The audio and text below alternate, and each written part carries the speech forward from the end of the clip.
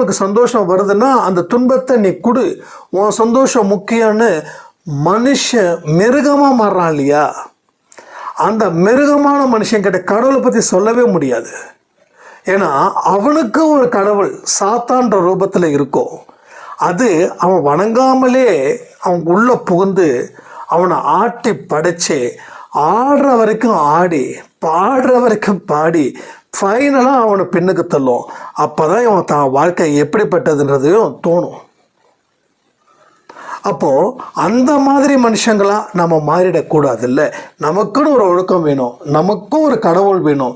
கடவுள் சொல்லக்கூடிய வார்த்தைகளுக்கு நம்ம கட்டுப்படணும். முதல்ல கடவுளுக்கு பயந்தேன் நான்.